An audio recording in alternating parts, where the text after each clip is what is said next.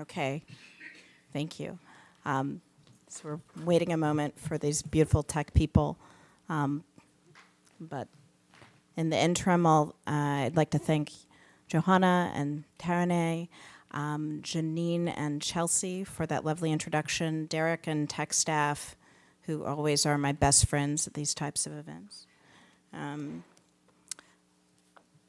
Time can sometimes be a challenge for me. I have not timed out this talk, so I'm looking to my wonderful host to do this show time at the Apollo Sandman cane when necessary, but let's see if we can have some fun. All right.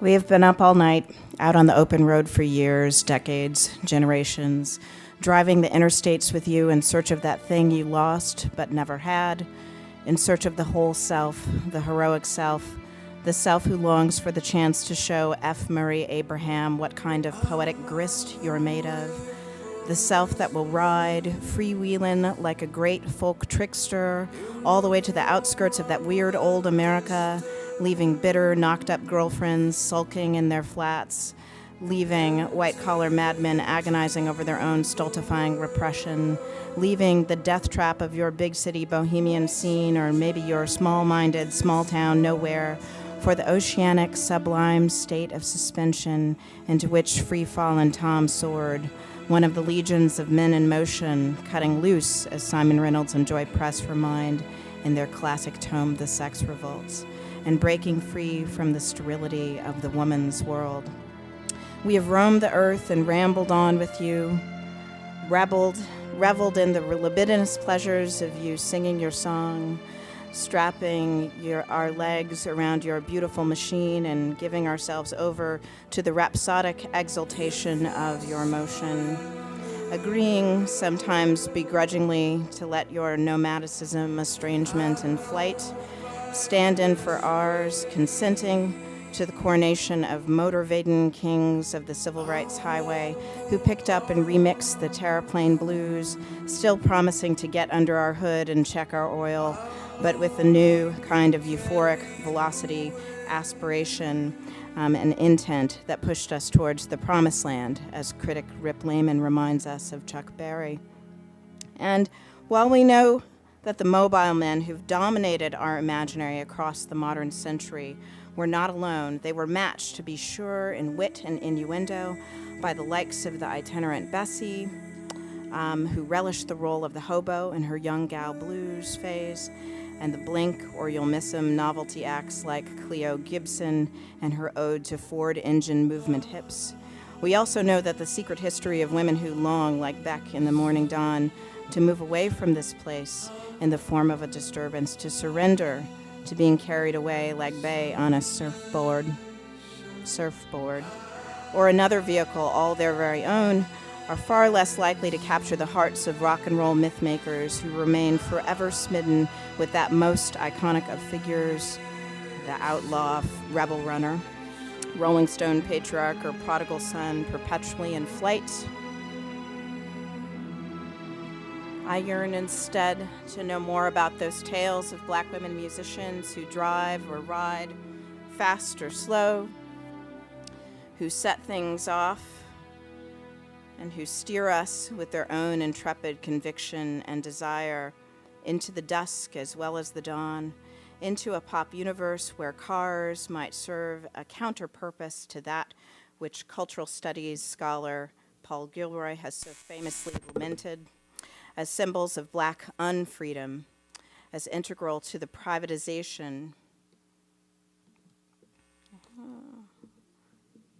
Okay. Actually, we'll leave it off. As integral to the privatization, individualization, and emotionalization of consumer society as a whole, and black communities in particular. Cars, Gilroy insists, are ecologically unfriendly instruments of anti-sociality that redrew the lines between public and private and, among other things, gave rise to a kind of intimacy-phobic, nihilistic black masculinity. Cultural critic Adrienne Brown has done a brilliant job of responding to, complicating, and pushing back on some of Gilroy's provocative claims in her recent article on hip-hop automotivity. And I'll say a bit more about how my work is indebted to hers in just a bit. But here, as we continue to, or as we have just floated into the glorious sound ether supplied by Mr. Hansen, I want to pause in the freeway margins of this talk to invite us all to imagine what it might look like, what it might be like to be a black woman musician behind the wheel in 1928 and making the trek from Memphis to Oklahoma City to meet your band, or what it might be like to drive the Gulf Coast of Florida in 1933 while assembling a sonic ethnography of black vernacular philosophies, or what it might be like to be a 12-year-old black girl in 1950 California being shuttled by bus and car up and down the I-5, bouncing from family trauma into the exploitative arms of a post-war recording industry hungry for your drunk and teen love, newly buoyant sound. What could it have meant to these women personally, socially, and artistically to have been moving in this way across these roads in those particular times, and how did it affect the groundbreaking sounds that they each crafted for vastly different purposes and publics? What did it mean for Mary Lou Williams to roll from one blood-red state to the next at one of the crucial early moments in her career as an avant-garde jazz pianist who moved from innovating swing to bebop to orchestral experimentalism? What did it mean for the legendary multitasking Zora Neale Hurston to collect folk songs by way of her beloved jalopies and treat them as vehicles in and of themselves? What did it mean for the outsider, the rebel, the teen delinquent, Etta James to absorb a transient West Side childhood into rock and roll with no brakes? These are the women I'm speeding towards, the women who each draw on concepts of automotive technologies to craft their respective sound aesthetics, as well as radical politics of black womanhood that perpetually and imaginatively disrupts the constraints of Jim Crow patriarchy. Sorry. Low tech, I told you.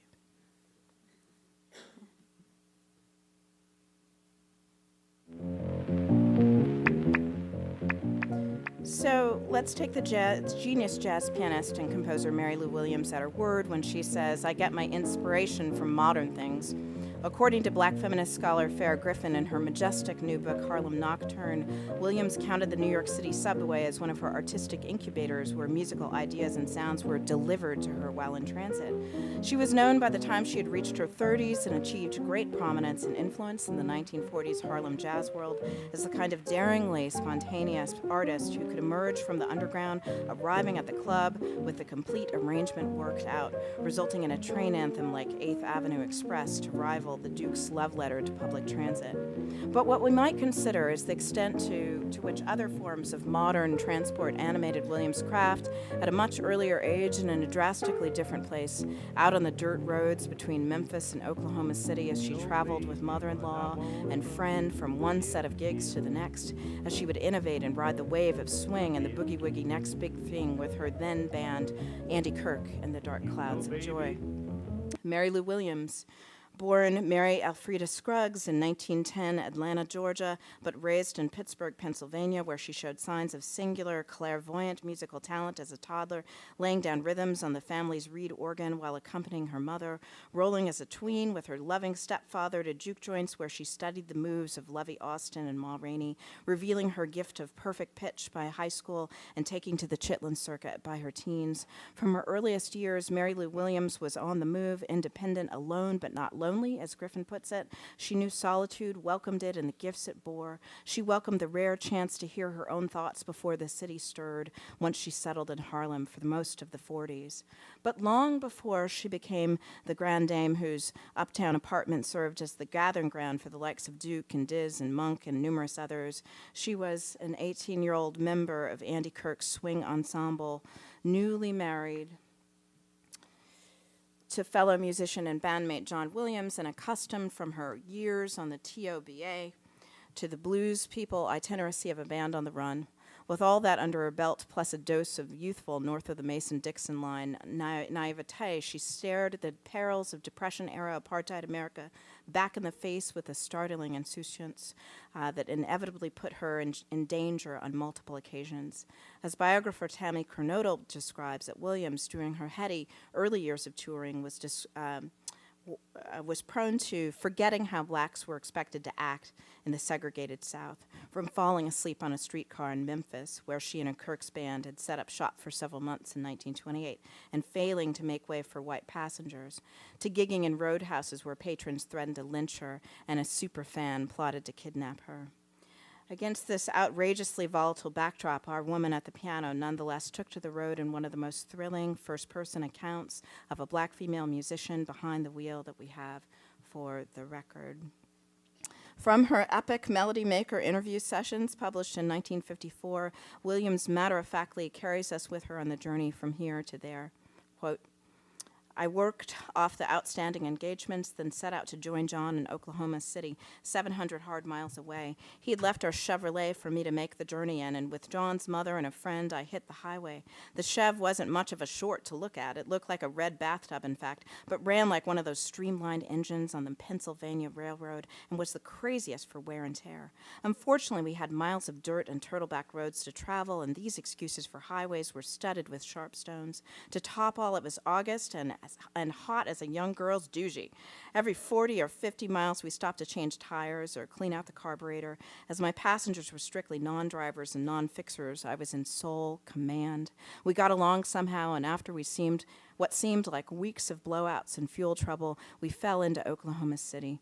Considering it was surrounded by every description of oil, while the place was a beauty spot, but the smell of gas, wow. Ooh, that's not what I want. Williams' relationship to the car, yes it is. Williams' relationship to the car clearly differs in drastic ways from that of the new frontier warriors who would come long after her. Her narrative shows no interest in the Cruise With Me Baby braggadocio of Jackie Brunstone and the Kings of Rhythm.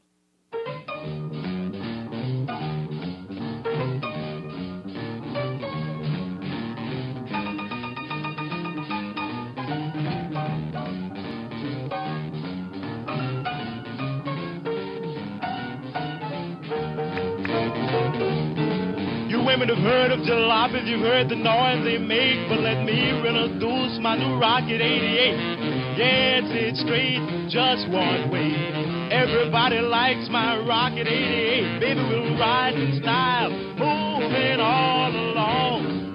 Rocket 88, one of those early rock records from 1951 in which men find joy in the automotive object as the sign of progress and compensatory prestige. And Williams' sound is likewise lacks Chuck Berry's trickster tactics of speed within a life understood as competition, both of which set the foundations for what Gilroy sees as a modern crisis, in which automobiles are serenaded and savored in accordance with an aesthetic code that values movement over fixity, and which sometimes prizes public style over private comfort and security. Nor is Williams' description of life on the road a speed demon's intoxicating pursuit of escalating velocity that motors her toward oblivion. Here, as she recounts it, she is 18 and out on the Jim Crow frontier. Accompanied by mother-in-law and friend, neither of whom have any driving or mechanical skills of which to speak, navigating 700 hard miles through the dog days of summer along the oh-so-unglamorous dirt and turtleback roads, studded with sharp stones, and a Chevy part clunker, part souped-up, versatile, magic red bathtub bus contraption, weathering the unpredictability and the inefficiency of this modern object owned by the newlyweds. A fixer, a driver, and sole command, hers is a non-escapist, pragmatic view of car travel, but it is not without its own lexicon of romance. Yes, one detects a bit of the erotics that American studies critic Cotton Seiler describes in his gripping study Republic of Drivers, wherein turn-of-the-century narratives of female travelers flirted with automobility's transgressive sexualized energies and the fact that it granted women access to a form of technology that was not yet a tool of domestic labor. In using that technology, he observes many women derived a type of pleasure different in nature from the fulfillment of a gender imperative. The car operates for these women of means, white and moneyed enough to have access to wheels, as an extension of the South, a sort of powerful prosthetic device where cause for both titillation and anxiety. The car threatens to supplant the man as the object of female desire to such an extent that cranking without effort becomes a sensuous act. But Williams' tale, in my opinion, is less about sex, notwithstanding the locker room heat and hooch story she gives to us, and more about craft, that tremendously undervalued and under-theorized realm of the creative process when it comes to charting the histories and narratives of black women musicians. Inasmuch as Williams' remarkable melody maker interviews return again and again to her chops, how she derived them, how she wielded them in late-night cutting sessions, besting her fellow musicians, how these chops gave her cred in a man's world from a young age forward. The driving anecdote here showcases Williams' determined mastery of the instrument, her insistence on coaxing it again and again out of its sputtering, exhaustive state, her endurance, flexibility, adaptability in relation to the machine. If Jimmy could take this instrument and shift and sculpt temporality itself so that his willing listeners were transported from one time to another, so says Gilroy once more, what could Mary Lou do with the piano? Coming off that journey, as she puts it, out of her mind, Williams goes without sleep to make the rehearsals the next morning with what was then bandleader T. Holder's outfit, the Dark Clouds of Joy, soon to become Andy Kirk's 12 Clouds of Joy. Here she marvels over the band's non-vaudeville cooning musicianship, their uncompromising respectability, as she puts it, moving as she did with the band to Kansas City in 1929, still the unofficial member with the boogie-woogie skills. The so-called boss piano player fell into a scene that, as Kernodle reminds, encouraged the utmost inventiveness and adventurousness among the players. And it was there, in the 18th and Vine nightlife of that city, where Williams evolved into a composer and an arranger. By 1930, when she recorded 2 solo performances, Drag 'Em, our soundtrack thus far, and Nightlife, while in Chicago with the Clouds, she'd accrued the kind of hard-won experience of a blues traveler whose compositions, the former a low-down, prowling the streets anthem, the latter a convivial ode to the joys of uptown nocturnal revelry that highlighted her ability to improvise in the Harlem stride style, which documented her love of the art of nomadic sociality. Both tracks offer us a portrait of the black woman artist's driver, playing through the changes yet bucking the apparatus of automobility that Seiler rightly and trenchantly critiques in his study. If the driver, according to him, is perpetually subject to neoliberal disciplining and the constrictions of governmentality, if in the early 20th century automobility emerged as a technology of self, organizing a compelling mode of self-government anchored in liberal notions of freedom, if we construe the literal act of driving as hyper-individualistic, hyper-masculine, as bound up with the sensations of agency, self-determination, entitlement, privacy, sovereignty, transgression, and speed, Williams' mobile compositions tell us something about the way that automotivity, as an aesthetic, as a feeling, as a rhythm, has a different kind of currency in relation to jazz ethics, the codes by which, in part, a player recognizes the self as mutually constituted in relation to the ensemble. Having already managed her way across dirt roads, confronting and repairing the hazards of her own machinery, her music encaptured and articulated the desires of an artist who showed little interest in what would later become the Motown Empire's strong faith in mobility as a guarantee of dignity, democracy, pastoralism, and equal opportunity, and African Americans' claim to citizenship. Rather, her blues, her stride, her boogie-woogie, her swing, her eventual bebop we might think of as rejecting the procedural participation of 1930s standard roads and the still-to-come Eisenhower interstates. It is the vehicle that carried jazz publics to new temporalities and new, increasingly demanding sites of experimental possibility as her virtuosity intensified and magnified over the long arc of her career. She was leaving dust tracks for a fellow, if ever so different traveler, just down the road behind her. I heard Halifax down on the East Coast. Who did you hear it from? I don't remember. I was in a big crowd, and I learned it in the evening during the crowd, and can't exactly remember who did teach it to me, but I learned it from the crowd most exactly, more from one. You may leave and go to Halifax, but my slow drag will bring you back. Well, you may go, but this will bring you back. I've been in the country, but I moved to town. I'm a Tolo shaker from my head on down. Well, you may go, but this will bring you back. Some folks call me a Tolo shaker. It's a doggone lie. I'm a backbone breaker. Well, you may go, but this will bring you back.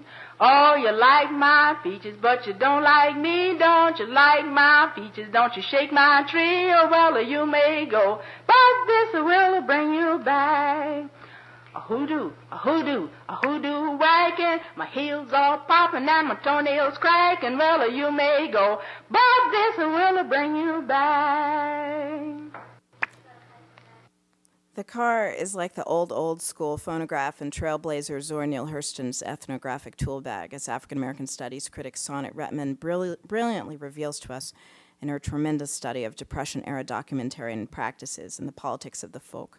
It is the instrument of mediation, the mobile media, as Retman demonstrates, wherein she both recorded by her own memory, as she would proudly and often declare, and rehearse and replay the songs of her beloved Florida folk peeps, whom she interviewed and with whom she rolled from house parties to juke joints. How did we end up in this place, circa 1939 now, down in the Everglades with our sister, the Barnard anthropology alum, a student of Boas and Benedict's, a collaborator turned fierce and hostile competitor with Lomax? We hear her using her own voice as a technology of archival preservation, singing the songs of the people so as not fade away into June Toomer's ominous sunset. A bit of background on this Zora and all of her American Idol pitchiness that we have for the record. That was kind of a joke. By June 18th, 1939, when folklorist Herbert Halberd with a crew of fellow WPA workers recorded Hurston performing the rollicking Halimafak, along with more than a dozen other songs down on the Florida Peninsula, she had already spent the period from 1927 to 1932 collecting tales and dances and songs by way of funding from her wealthy white patron Charlotte Osgood Mason. But by 1938, when she had joined up with the Federal Writers Project, part of an American Guide series designed to hold up a mirror to America, she was off on another frontier, playing back the songs that she'd studiously learned while in the crowd to an audience of fellow field guide colleagues, FWP director Carita Doggett Course and Jacksonville student turned project supervisor Stetson Kennedy. The Zora who sings out to us on this track entitled Halimafak is a 48-year-old seasoned vet, savvy enough to tell her audience that she is 35, who is both the cartographer as well as the map, as Retman demonstrates, a woman who, in her classic 1935 work Mules and Men, had already recounted significant moments of travel, reconfiguring the spatial and temporal contours of her own fieldwork by way of the car, her Chevrolet once more, the place in which she in part conducts her research and in which she invites us to climb in alongside her to share the time and space of modernity. Retman illuminates the radical interventions that Hurston makes in the field of anthropology, disrupting, for instance, the putative time lag between informant and the ethnographer by enabling a shared time in the automobile and by pushing against the guide series privileging of the car as the space from which to view a stationary folk tableau vivant, and instead transforming her auto into a recording studio where she and her informants, while bouncing from one party to the next, share tales and songs. I staggered sleepily forth, says Hurston, to the little Chevrolet for Edenville. The car was overflowing with passengers, but I was so dull from lack of sleep that I didn't know who they were. All I knew is they belonged in Edenville. Her car, as Retman astutely points out, becomes everybody's car in the production of a multi-locale ethnography and field. This is the kind of automotivity of which Adrienne Brown speaks in her trenchant response to Gilroy and her Hart and Negretti-informed analysis of hip-hop subcultural engagements with the specter of commonwealth and collective value lingering within its brand of automotivity, as well as her call for ways to reread the value of the hip-hop car in total, as all about chromes and rims, and more in its ability to galvanize types of looking and seeing and being related to collective forms of ownership. Lest we get too warm and fuzzy about Zora behind the wheel with her crew, though, we can turn to any number of scholars' accounts of vulnerabilities that she faced as a black woman out on the road in the 1930s South. And I'm thinking here not only of Retman's work, but Carla Kaplan's collection of Hurston's letters, in which she is wary of romanticizing Hurston with Model T and pistol, searching out the Negro farthest down and woofing and jukes along the way. The truth is, Kaplan contends, that she worked hard under harsh conditions, traveling in blistering heat, sleeping in her car when colored hotel rooms couldn't be had, defending herself against jealous women, putting up with bed bugs, lack of sanitation, and poor food in some of the turpentine camps, sawmills, and phosphate mines she visited.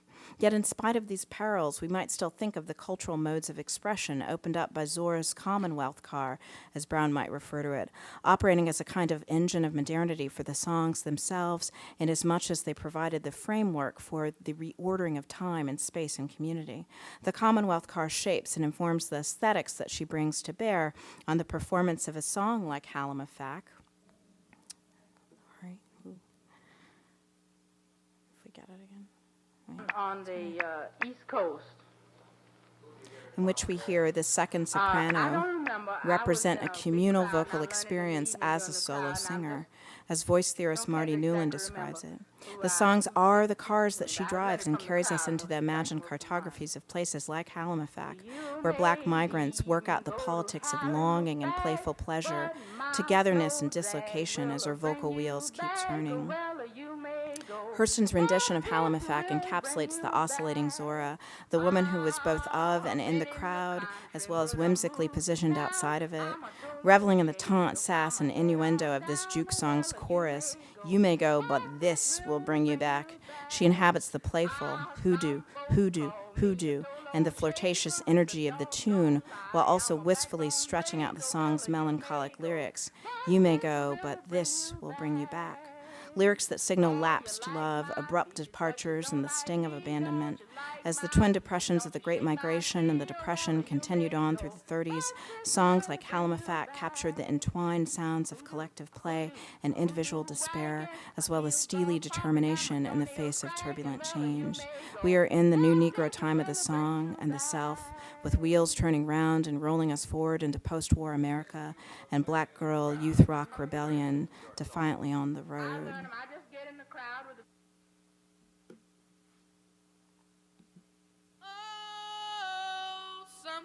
And so let's ride into the era of early stone rolling with original riot girl Etta James, as she came of age running up and down the I-5 in 1950s California. If the romance of early rock and roll is bound up with emerging teen culture's fast and furious velocity and mythic new frontier freedom of movement, supplied by the sounds of great migration black folks riding their own new transitions, James's 1995 memoir, Rage to Survive, captures that history and offers us a record of one young artist's bold and adventurous aims to translate mid-century American social life into euphoric sound.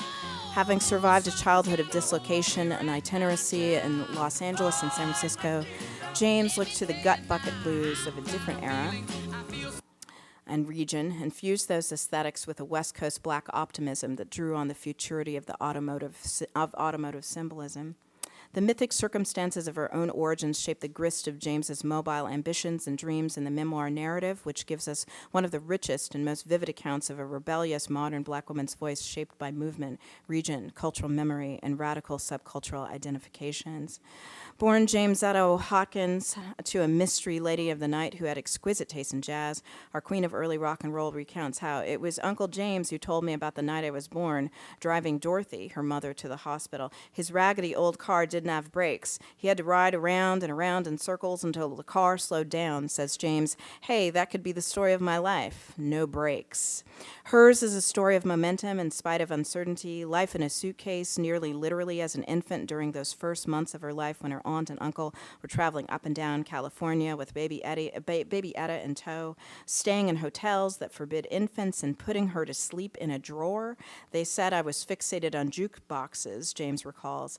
I'd toddle over and point to one particular song, Honky Tonk Train Blues by Meade Lux Lewis, a hot boogie-woogie instrumental. The classic railroad women's blues, those tales of longing and departure and transition, were thus her lullabies, and they provided the soundtrack to her infantile wanderlust when she was curious as the devil, quote unquote, had to be kept on a short leash, toddling out of the bedroom and crawling down the stairs, didn't like being fenced in, not then, not now. When we listen to the voice of grown-ass woman Etta James, the one that Beyonce sought to capture and reanimate in the underrated 2008 film Cadillac Records, the one that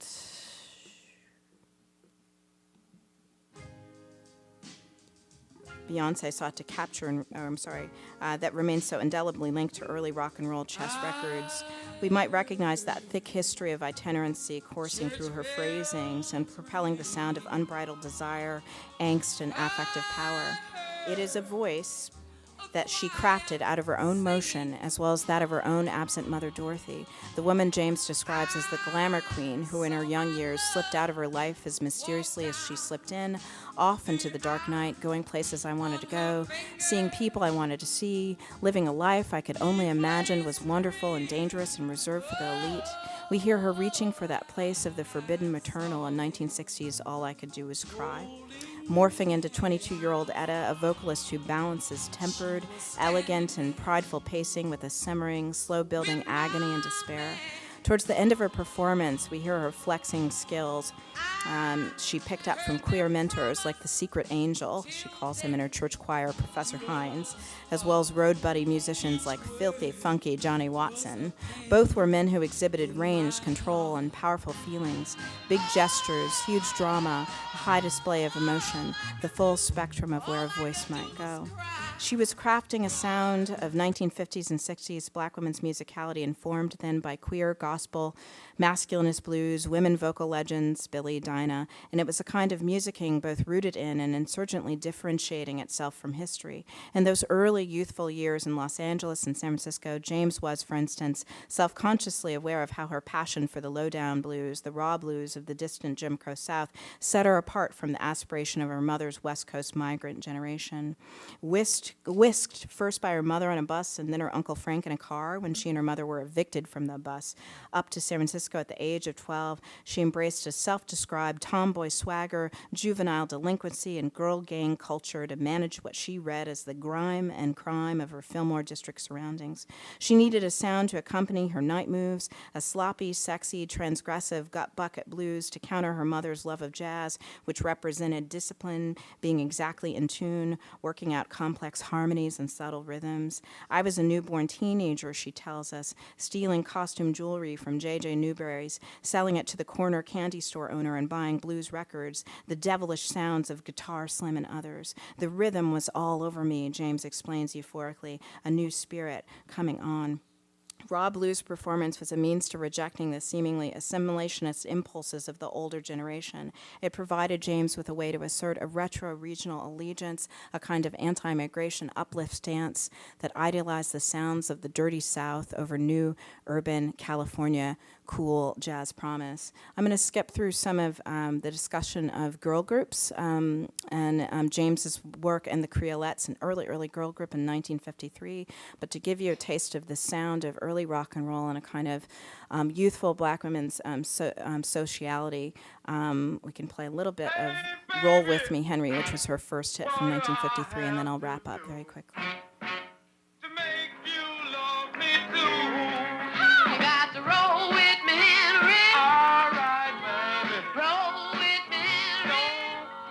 High voltage, early young Etta, who delivers this rollicking jam, has speed and youthful desire in her mind, just as the Etta who later lands at Chess at Last, is interested in performing and recording a form of fluid aspiration with wheels. Roll With Me, Henry is thus the sound of boisterous sociality that sparked a movement not lost on James. Quote, I came along at the start of this teenage craze in the 50s. I was a teenager myself, singing and some say helping to create this new form of music. I know rebelliousness was boiling in my blood. I was ready to strike out, says our gangster pioneer. What a thrill to follow her into this supersonic unknown emerging at that moment and full of the promise of historic change just around the corner, and led by young black America. And so quickly, an epilogue.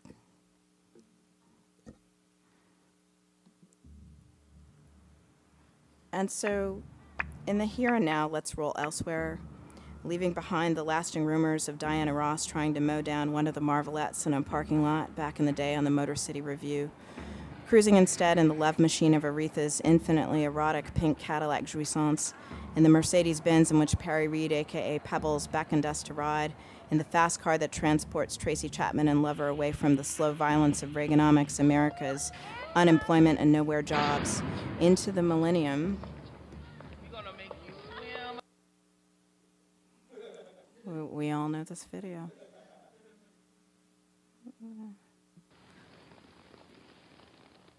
Into the millennium with Gaga and Honey Bay out into the mythical wild, wild west in the instant classic Telephone video where outlaw, queer, feminist, ride or die politics rule, where two iconic 21st century masters of glam spectacle go all Thelma and Louise, blazing a path through the desert in their great balls of fire pussy wagon while laying brute patriarchy to waste.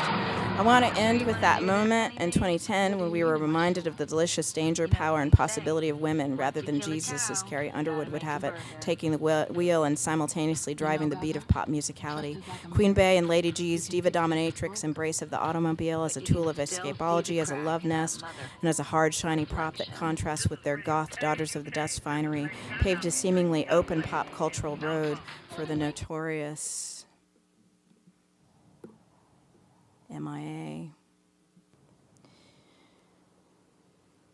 to travel 2 years later when she offered up her own spectacular hip-hop meditation on women's automobility and the religious patriarchal state in her Molotov cocktail of a clip for Bad Girls, in which Saudi women in burqas burn rubber in the Middle Eastern desert and revolt against the law of the land. Both clips, and it's painful to move through these. I'm sorry that I'm running so long. Here we go. Both clips, but especially Telephone with its busy invocation of pop culture iconography, and lest we forget virgin cell phone ads, set out to complicate, historicize, and defamiliarize the symbolic and aesthetic utility of cars in the feminist contemporary pop music imaginary, wresting this theme from its hair metal notoriety, for instance, and transforming the conjunction between women, cars, and pop music culture into disruptive possibility. It is a video that on the one hand affirms the conventional American romance of automobility, of which American studies scholars have written about at great length over the years, articulating the presumption that the interstates and the practices of car culture and driving are bound up with the common sense notion that an individual's operation of a car facilitates freedom and self-improvement. Here, the hot rod pickup truck, driven by partner in crime, perhaps lover Beyonce, serves as the oppositional site to that of incarceration, since we know the video begins in a women's prison, and a gateway to anti-misogynist Kill Bill criminality. Thanks to my student Ben for pointing that out to me. In our contemporary pop universe, last paragraph, women's automotivity clearly stops the traffic of hair metals and hip-hop's conflation of cars and women while clearing the road so that we can hopefully reach back and better hear and feel the virtuosity of Mary Lou, the outlaw swagger of Zora, who fronts as a bootlegger's girlfriend to gain cred and community access, and the velocity of Etta's youthful journeys, reminding us that while some think that we can't flow, stereotypes they got to go.